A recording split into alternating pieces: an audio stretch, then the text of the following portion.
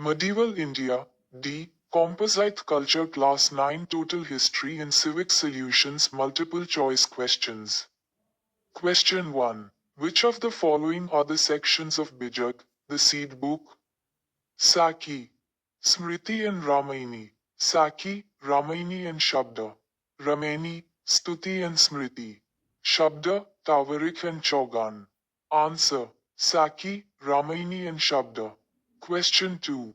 Ajmer Sharif is the holy shrine of which Sufi saint? Ali Moinuddin, Khwaja Khan, Khwaja Moinuddin, Ali Shah. Answer. Khwaja Moinuddin. Question 3. Name the oldest European church in India. Saint Francis Church, Saint Vasco Church, Saint Francisco Church, Saint Anglico Church. Answer. Saint Francis Church. Question 4. Which language was originally known as Zaban-e-Hindu? Hindi, Urdu, Sanskrit, Persian. Answer. Urdu. Question 5. Which of the following are the doctrines of the Bhakti cult? God is one. Bhakti leads to salvation. All are equal before God. All of the above. Answer. All of the above. Question 6. The Rajasthani princess Mirabai's poetry in the form of devotional songs to Lord Krishna is known as Krishna Bhajnas. Bhakti Geet, Purhavali, Mirageet. Answer. Purhavali. Question 7. Sant Janneshwar commentary on the Bhagavad Gita is called Janneshwari, Bhavarta Dipika, both A and B. None of the above. Answer. Both A and B. Question 8. Which Sufi saint believed in drawing close to God through renunciation of the world and service to humanity? Hazrat Ali, Hazrat Shan, Hazrat Khan, Hazrat Nijamuddin. Answer. Hazrat Nijamuddin. Short answer questions. Question 1. What is meant by the term composite culture? Answer. The term composite culture refers to the culture that developed due to the interaction of the Turks and the Indians. This culture was neither purely Persian nor entirely Indian, but a fusion of the best elements of the two. This culture is also known as Indo-Islamic culture. Question 2. Mention any two factors which promoted composite culture during the Mughal age. Answer. Two factors which promoted composite culture during the Mughal age are the immense wealth and the unlimited power in the hands of the Mughal emperors enabled them to continue their patronage of fine arts and literature. They used their wealth to build palaces, forts and monuments. The glorious and rich culture heritage of the Mughals on the one hand and Indians on other hand, created a unique atmosphere for the brilliant output of letters and fine arts. Question 3. What is Bijak? Name any two sections into which Bijak is divided. Answer. The Bijak is the compilation of the verses of Kabir. Kabir was an oral poet, whose works were written by others. The Bijak is preserved by the Kabirpanthis, the followers of Kabir, in Varanasi and elsewhere in Uttar Pradesh. Two sections into which Bijak is divided are Saki, composed in Doha or couplet form. Ramayani, written in the form of Chaupai and is usually based on musical raga. Question 4. Enumerate any two teaching of Kabir, according to the Bijak. Answer. Two teaching of Kabir. According to the Bijak are, there is only one God. He may be worshipped under many names. Devotion to God and good actions are only means of salvation. Question 5. Who compiled Guru Granth Sahib? Why is it called the living Guru? Answer. Guru Granth Sahib was compiled by the 10th Guru, Guru Gobind Singh. Guru Granth Sahib is known as the living Guru because it is considered as a spiritual guide for the entire humanity and one can find in it all the answers regarding religion and morality. Question 6. Which Sufi saint's tomb is enshrined in the Ajmer Sharif Dargah? What was his main belief?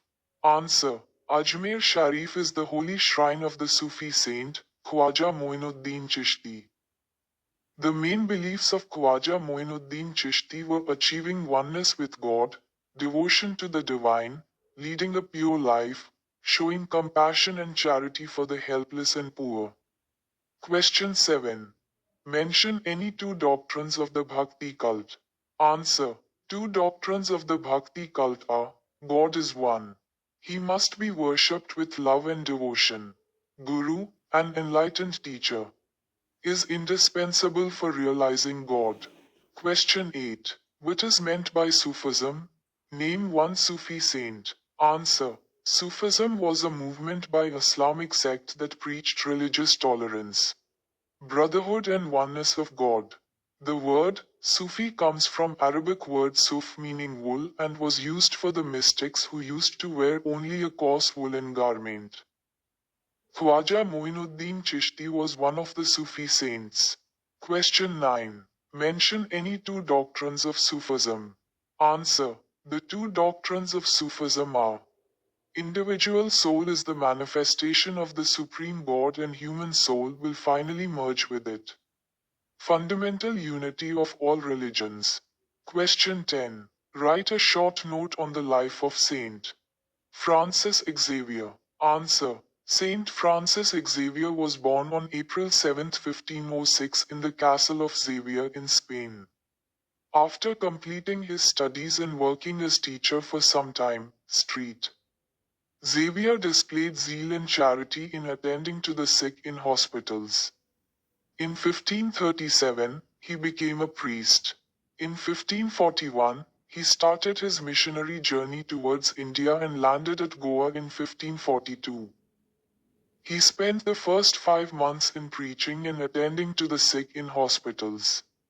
He worked relentlessly for 10 years in India and preached essentials of Christianity. He died on December 2, 1552.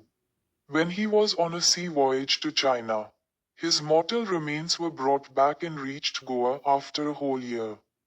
It is said that when the body reached India, after a whole year, it was still fresh as it was on the day of burial. The body of Saint Francis Xavier is still enshrined in the Basilica of Bom Jesus in Goa. Structured questions. Question 1. With reference to the sources of composite culture in India, state the significance of the following. A. Bijak. Bijak is the compilation of verses of Kabir. Kabir was an oral poet, whose works were written by others. The Bijak is preserved by Kabir Panthis, the followers of Kabir, in Varanasi and elsewhere in Uttar Pradesh.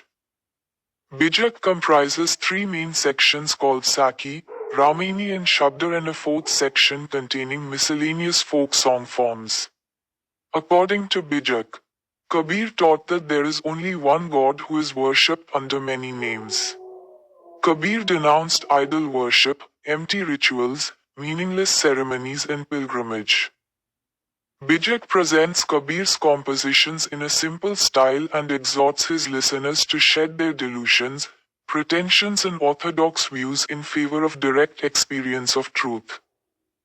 B. Guru Granth Sahib. It is the only scripture of its kind which contains the songs, hymns and utterances of a wide variety of saints, sages and bards. This shows that Guru Arjan Dev wanted to affirm the fundamental unity of all religions and the unitary character of all mystic experience. It is indeed a magnificent compendium of religions, mystic and metaphysical poetry written or uttered between the 12th and the 17th century in different parts of India.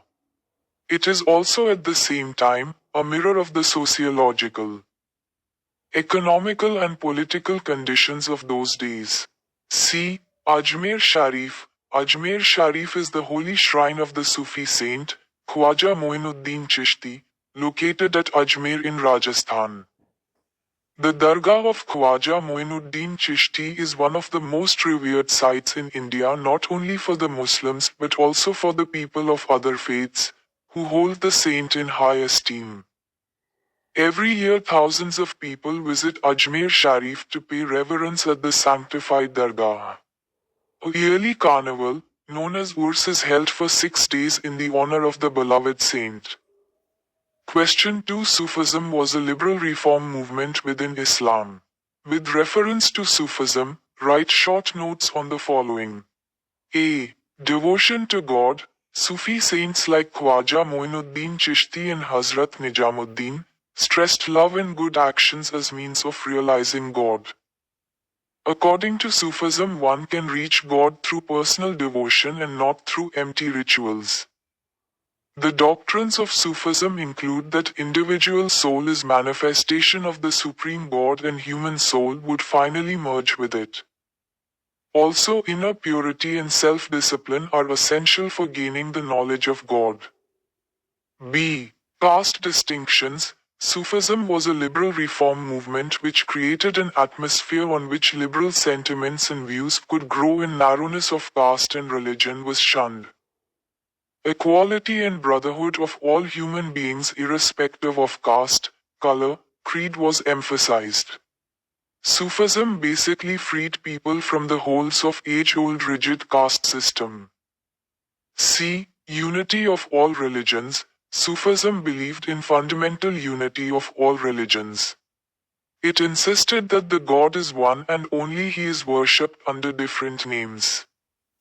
They shunned all the rituals of different religions, as according to them one can reach the God through personal devotion and not through empty rituals.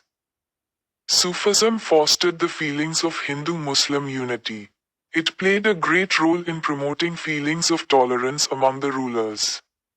People, irrespective of their religion, began to understand and appreciate others' faith. Question 3. Summarize the impact of the Bhakti movement with regard to A. Equality of all human beings. Bhakti saints preached universal brotherhood and emphasized equality of all men. The teachings of Kabir, Guru Nanak, Ravidas helped reform Indian society. They tried to evolve a new social order by following the principle of equality and by denouncing caste distinctions. By exposing the futility of empty rituals, they did away with the domination of priests. Thus, the Bhakti movement brought in social changes. B. Fostering unity and harmony between different communities. The Bhakti movement played an important role in fostering Indo-Islamic culture. The Bhakti movement emphasized the essential unity of Islam and Hinduism, and laid stress on a religion based on love and devotion rather than one based on rituals. Thus, they created an atmosphere in which liberal sentiments and views could grow and religious narrowness was shunned. They preached that the God is one and only the ways of worshipping Him are different. The God must be worshipped with love and devotion. C. Promoting regional languages and devotional literature. The Bhakti movement played an important role in promoting regional languages and devotional literature. The Bhakti saints preached in the language of people. Languages like Hindi, Bhojpuri, Maithili and Oriya became popular. Among important literary works of this period were Ramchari Manas by Tulsidas, Gurmukhi literature of the Sikh Gurus and the Vaishnava literature in Bengal. The local languages became even more popular by Bhakti saints like Mirabai and Sant Janeshwar. Question 4. With reference to the influence of Christianity during the Mughal period, answer the following question. A. Explain the role played by Saint Francis Xavier in spreading Christianity in India. Answer. A. Saint Francis Xavier arrived in India in 1542. He spent the first 5 months in preaching and attending to the sick in hospitals. He would go through the streets ringing the little bell and inviting the children to hear the word of God.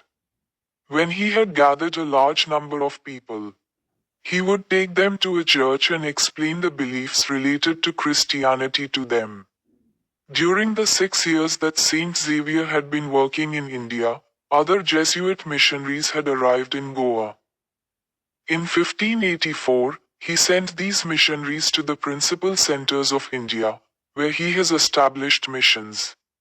He worked relentlessly for 10 years in India and preached essentials of Christianity. B. How did the missionaries bring Europeans closer to Indians? Answer B. The missionaries, in order to understand and to be understood by the Indian people, brought out grammars and dictionaries of the Indian languages. The missionaries began teaching Western music, dance and instrumental music in church schools in India. The missionaries and the church were also teachers and patrons in India of the arts of paintings, carving and sculpture. The religious paintings of the churches influenced the Mughals. Portuguese. English and Mughal records show the interest of Akbar and Jahangir in Christian works of arts. The Portuguese church provided the earliest introduction to European architectural ideas in India. The missionaries were the best interpreters of India to the Western world with their popular letters from the mission field. All these works of the missionaries brought the Indians and Europeans closer. C. Explain the role of Christian missionaries in promoting language, literature and art in India. Answer. C. The missionaries, in order to establish effective communication with Indian people, brought out grammars and dictionaries of the Indian languages. Saint Francis Xavier learned the language of Malabar and brought out a manual of grammar and a vocabulary which helps the Jesuits and other missionaries to learn the language of the people of Malabar. The English Jesuit, Thomas Stevens, brought out an epic in Konkani in a grammar book. Diogo Ribeiro, another English missionary, wrote a grammar book and booklets on Christian doctrines. The missionaries began teaching Western music, dance and instrumental music in church schools in India. The missionaries and the church were also teachers and patrons in India of the arts of painting, carving and sculpture. The religious paintings of the churches influenced the Mughals. The Portuguese church provided the earliest introduction to European architectural ideas in India. This included the long, two-storied house, with high-pitched roof, balconies and verandas, many windows and elaborately carved walls. Question 5 with reference to the pictures given alongside. Answer the following. A. Name the Bhakti saints given in the pictures. Where were they born? Answer A. The Bhakti saints given in the pictures are Kabir and Guru Nanak. Kabir was born in Benares, Varanasi, and Guru Nanak was born in Talwandi, now known as Nankana Sahib, in the state of Punjab, Pakistan. B. How did the Sufi and the Bhakti movements foster the growth of Indo-Islamic culture? Answer B. A number of Sufi and Bhakti saints emphasized the essential unity of Islam and Hinduism. They laid stress on a religion based on love and devotion rather than one based on rituals. Thus, they created an atmosphere in which liberal sentiments and views could grow and religious narrowness was shunned. In these ways, the Sufi and the Bhakti movements played an important role in fostering growth of Indo-Islamic culture. C. Mention any two teachings of each of these two saints. Answer C. The two teachings of Kabir were, there is only one God. He may be worshipped under many names. Devotion to God and good actions are the only means of salvation. The two teachings of Guru Nanak were, he preached unity of God and unity of mankind. He advocated devotion to God in place of ritualism.